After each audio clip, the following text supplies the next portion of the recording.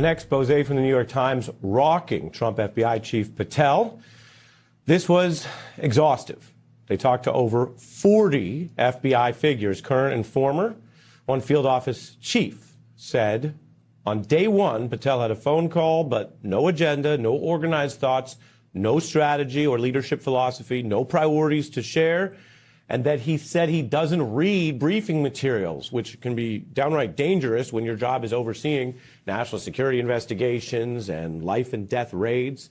Another top exec says Patel unhappy ahead of a British conference because he wanted to be wined and dined there. He was expecting, remember, his job is to protect the homeland, but he wanted to go to soccer games, maybe do some jet skiing. He was expecting a helicopter tour, and disappointed to find that they do interagency meetings in offices, like any professional government project. And then you have his social media fixation. Another top official recounting that in the very serious aftermath of Kirk's death, Charlie Kirk, of course, and the FBI was investigating and on the scene and all that, Patel and his deputy, the since departed Bongino, were scripting out social media, not talking about how to respond, resource the situation. Patel was screaming he wanted to put stuff out, meaning online, that was not vetted. Make sure this is a long-term deal. Would infinity suit you? We could also stipulate no takebacks, and while we rarely do this, we are prepared to pinky swear. The jokes are one way to cope, James. They're funnier after you get away from a European land war, not before. Take a listen to Joe Rogan. Well, it's going to go on for a long time, I suspect. I mean, they said they released him, but what did they release? It feels like everything's been drowned out by everything else been going on with like the Somalians and the ICE shooting. It feels like that's completely drowned out anything about it. I think some of that's on purpose. Joe's style, a little bit of a stage whisper, but he and others are disappointed with the Epstein handling. Does that fit in to these approval numbers and this revolt? Well, Joe Rogan is a very smart guy, and I mean this complimentary. He is a marketer of the first order. He knows his audience. So in 2024, he knew these males were being turned off by this sort of finger pointing in their face and lecturing them and everything they had, which was a giant mistake. Everybody be going back. Now he knows that the audience has shifted underneath him, and I mean it's complimentary. He shifts with the audience. That's why he's the #1 guy. All right, he has to keep feeding it in his audience, and he knows that audience very well.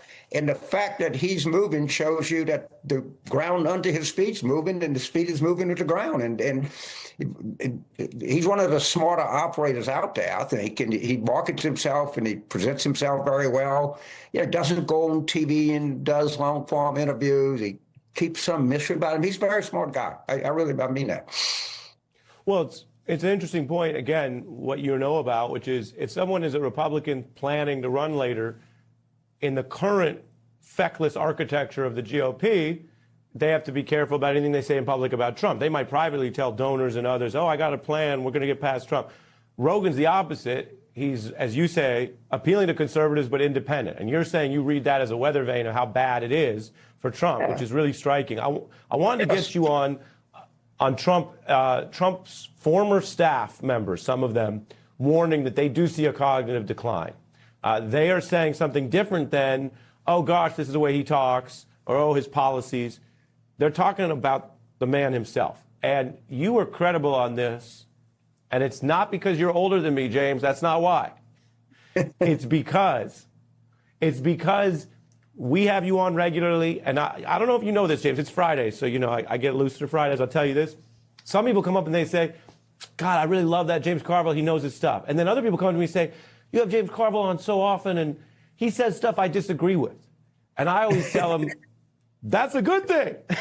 So you were saying, long before there was a push on Biden in the famous, now infamous debate, you said at the time there were those concerns, and you voiced them, and you happen to be a member of his party. You even sometimes mentioned you were similar age. You voiced them. So I'm curious now that we see this on potentially the other foot. Here's Ty Cobb this week. I think there's been a significant decline. He's always been driven by narcissism, but I think the dementia and the cognitive decline are, palpable, as do many experts, including many physicians. I don't think there's anybody outside of the United States who believes that Trump is sane. That's his first term White House lawyer. Do you think this is an issue for Trump? And if so, is it an issue for the safety of the United States? I mean this. I really mean this. I want him to be cognitive because particularly on November of this year, because I want him to see how much the country has turned against him. I want him to see how much the country detests him. And you're going to see a manifestation of that in November. And I don't want him incoherent. I want him fully aware of what's happening to him. I don't want any human being to get sick, but that's not where I am. But I particularly want his mentalist to be alert so he knows how much he's hated in this country. And let me tell you, man, he is. If you not just look at the polling, you go around the country, people can't stand him.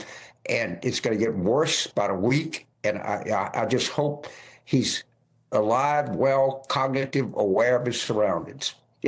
All right. 20 years ago, I could give you the poll numbers round out to 100th. Now I'm trying to ballpark them. I think it's 24 and 48, but maybe it's something else. And I could get those numbers down to I would call the pollster. I'd call Greenberg or Jim Gerstein and say, what's the fractions? What did you round off? The others at 43. Was it 43.4? That's how granular I was, and now I'm even starting to forget that. Hey, well, I hear you. And by the way, that answer was, you took it to a different direction than we might have expected, but really striking and speaks again to these are all human beings.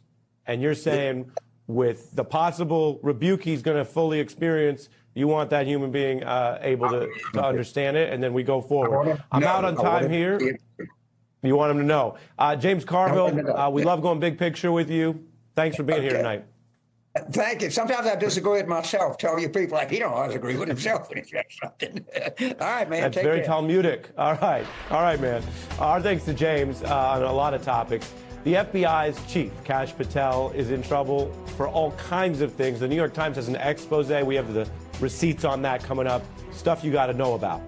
Meanwhile, the immigration crackdown is powering this larger revolt. We have a report on that, including my legal fact check of what ICE doesn't want you to know and why I think they could lose in court as they try to literally... Many parents, teachers, students, and community members across parts of Minnesota say they are feeling a level of fear and anger they have never experienced before, especially after recent immigration enforcement actions that took place near homes, neighborhoods, and school communities.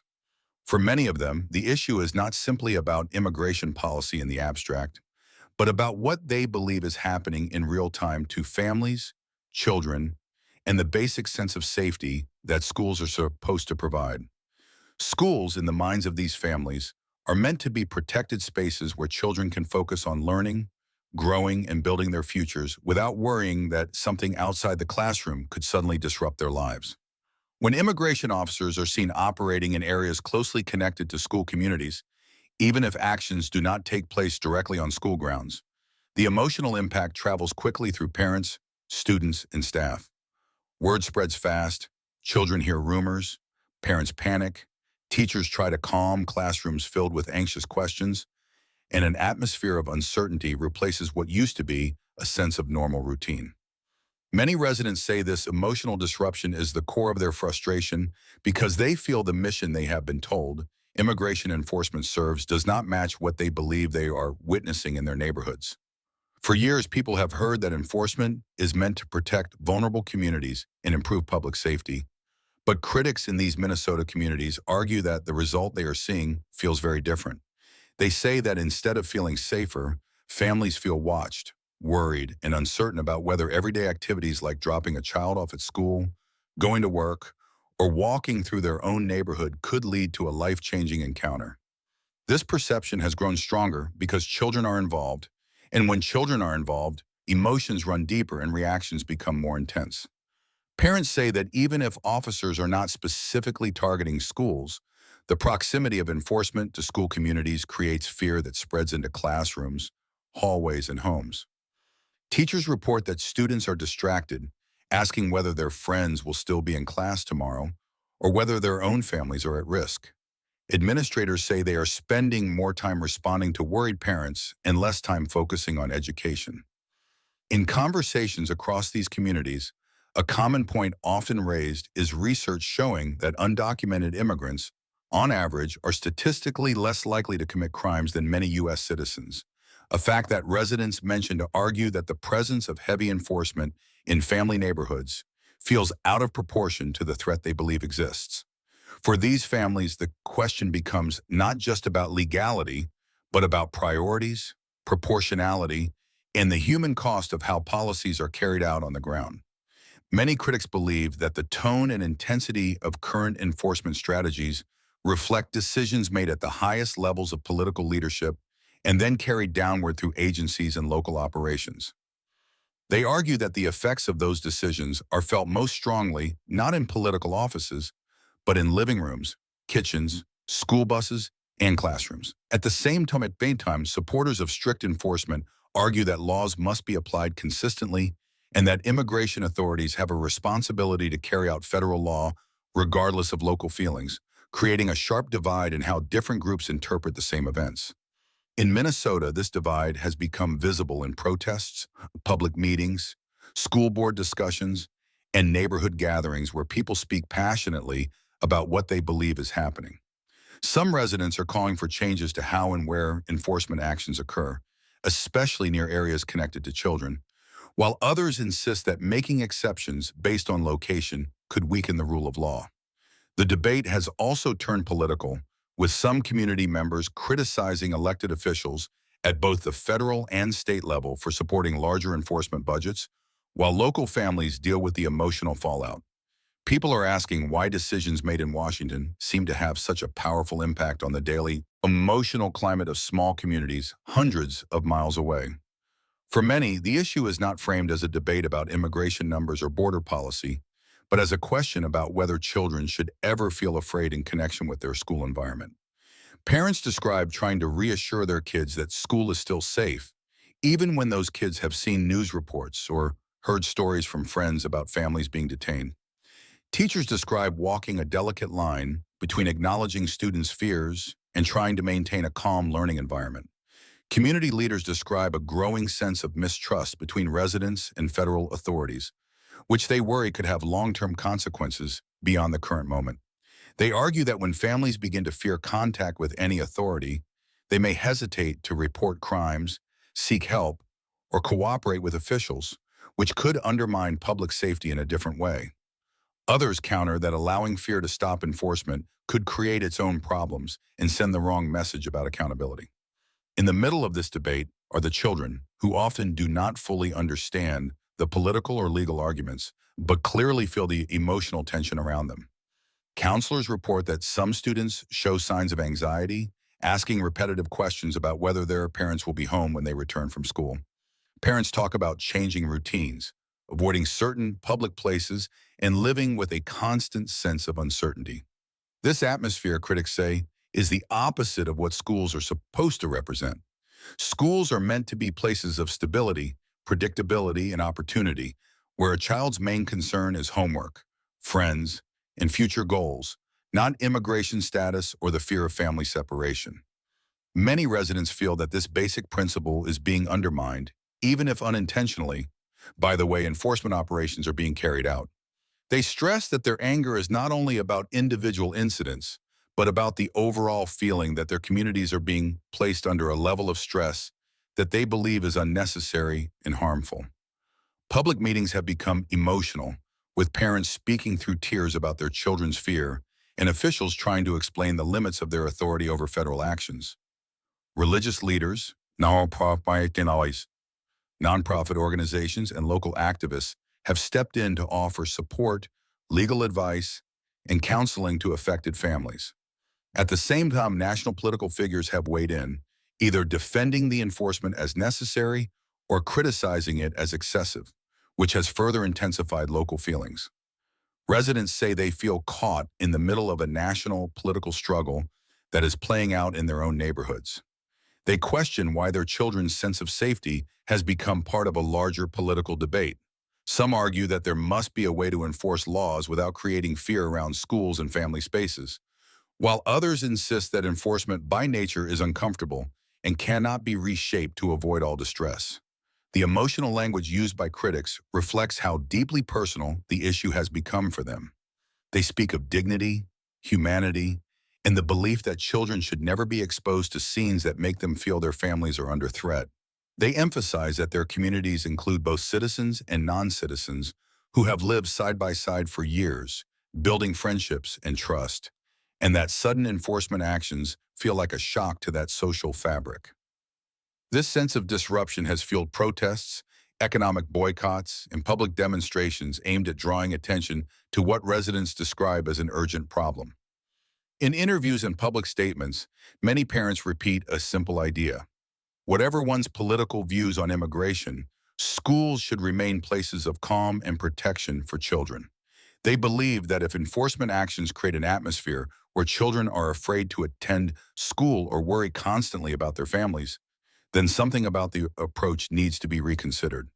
Supporters of enforcement respond that difficult situations are sometimes unavoidable when laws are being upheld, and that long-term safety depends on consistent application of the law. This back and forth has left communities emotionally exhausted, with no clear resolution in sight. What remains clear is the depth of feeling among parents, teachers, and students who say their daily lives have been changed by the presence and perception of immigration enforcement near their school communities. They continue to call for conversations about how policies are implemented, not just what the policies say on paper. They ask leaders to consider the psychological impact on children as part of any enforcement strategy. And above all, they return to the belief that schools should symbolize hope, learning, and security for every child who walks through their doors, regardless of background, rather than becoming places associated with fear, uncertainty, and political conflict.